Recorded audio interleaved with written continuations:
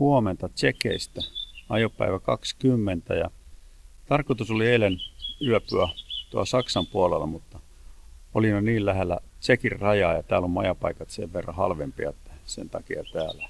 Nyt matka jatkuu Tšekkien puolella ja sitten jossain vaiheessa Saksaan.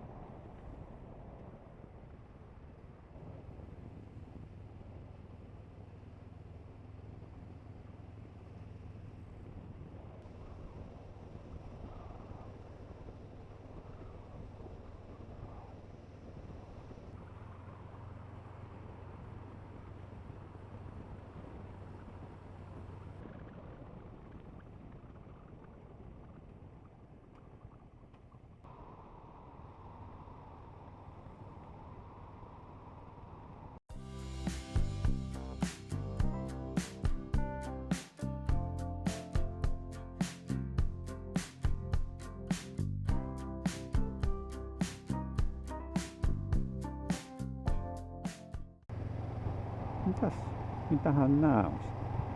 Mitä täällä kasvaa?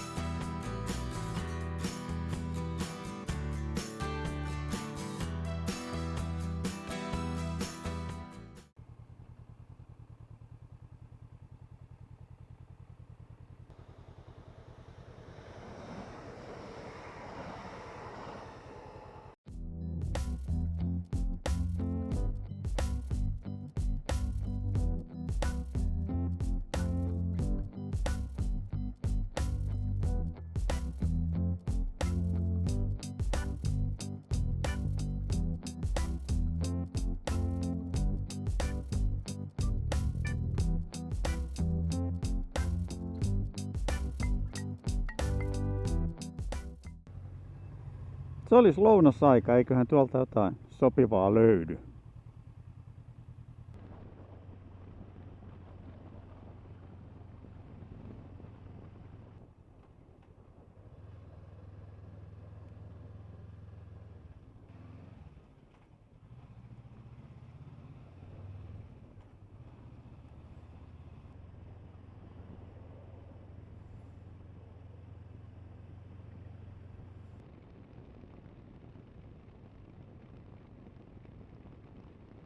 Tossa menee muuten joen keskellä, ainakin navigaattorin mukaan menee Saksan ja Tšekin raja.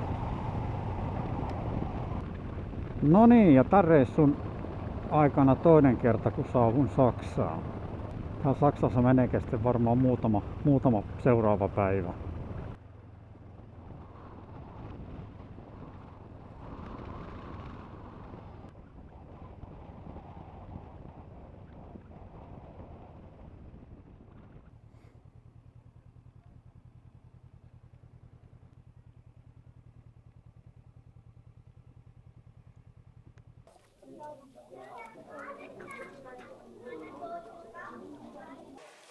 Se on aika hulppea sakko dronen lennättämisestä tällä alueella. 50 000 euroa.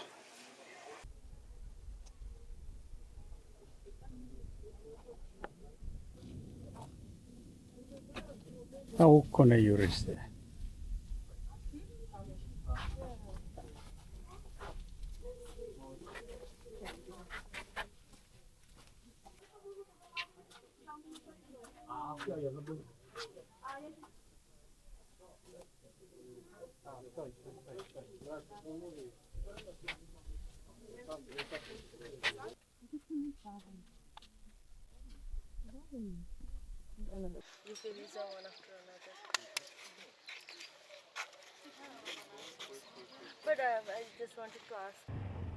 Se oli vasta ja oli kyllä käymisen arvoinen paikka. Upeat maisemat.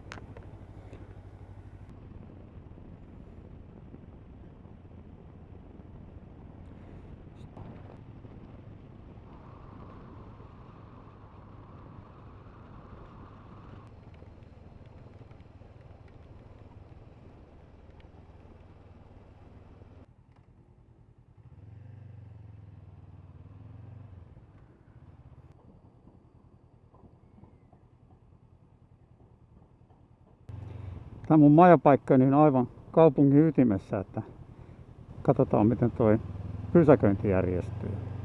Ne oikein olisi pitänyt kääntyä majapaikkaan siinä 200 metrin päässä, että meni haasteelliseksi.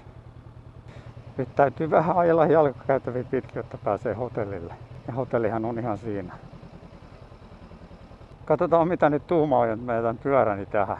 Mennään kysymään.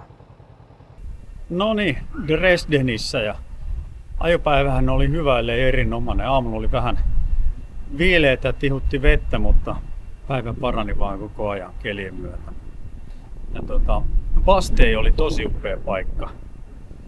Niin kuin näkyy, niin tää tie, missä tää mun hotelli on, niin tää on remontissa, että piti ajella jonkun verran jalkakäytävää pitkin, mikä herätti kaiken näköisiä ilmeitä ihmisissä, mutta nyt ollaan tässä ja pyörä jää tähän ja ehkä vähän katsoo kaupungin nähtävyyksiä.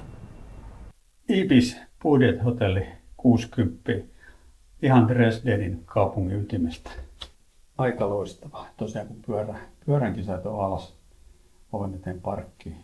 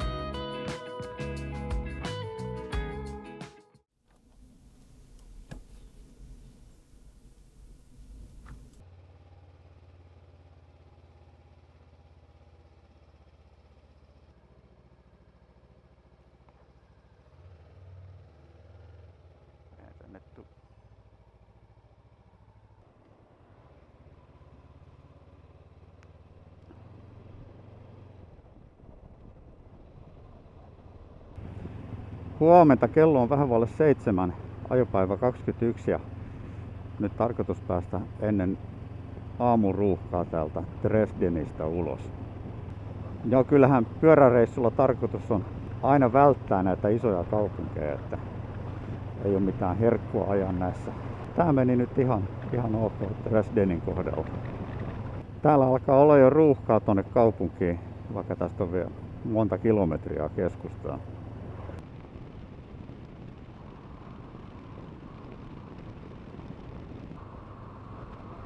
Se on Elbejoki, joka tuossa oikealla menee.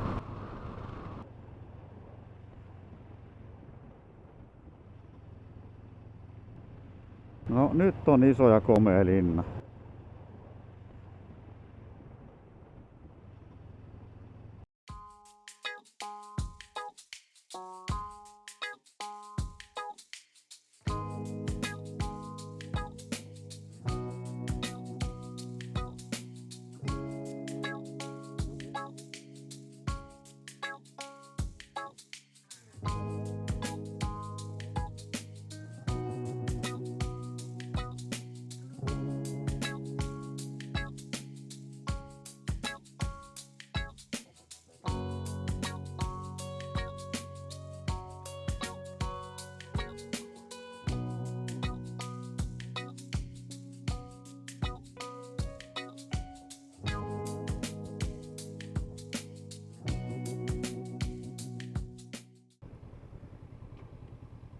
Ei perkele, tää on yhtä kiertotietä.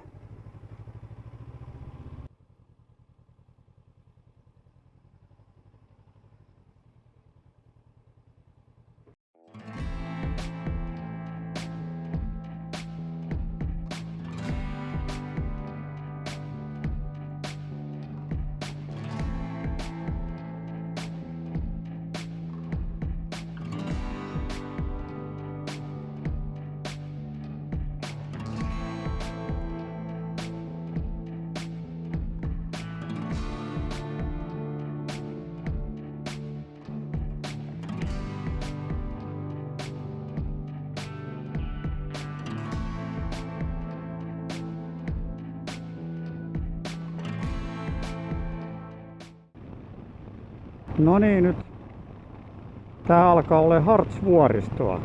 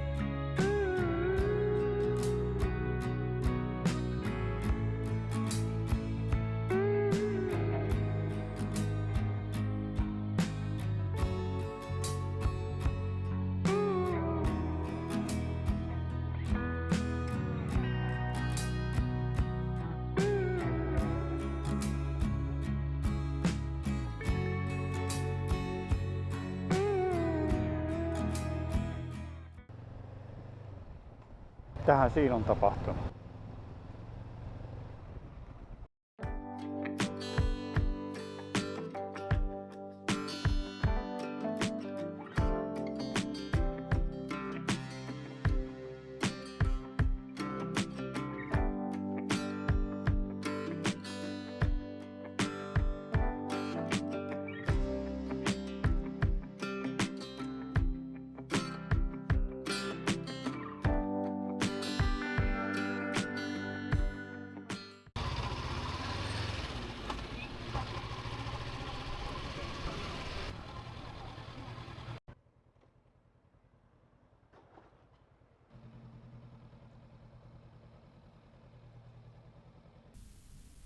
No niin, se oli ajopäivä 21 ja paikkakunta Saksassa Gifhorn. Tästä päivästä ei mieleen Harzin vuoristo, Saksan maaseutu, Saksan tietyöt ja sitten lopuksi noin pari-kolme moottorisiirtymäpätkää. Ja huomenna tarvitsi sitten tehdä semmoinen päätös, että ajanko Lübeckiin, Travemündeen ja otan sieltä lautan Helsinkiin vai ajanko Tanskan läpi Ruotsiin ja sieltä sitten Ruotsista lautta Suomeen. Nähtäväksi jää.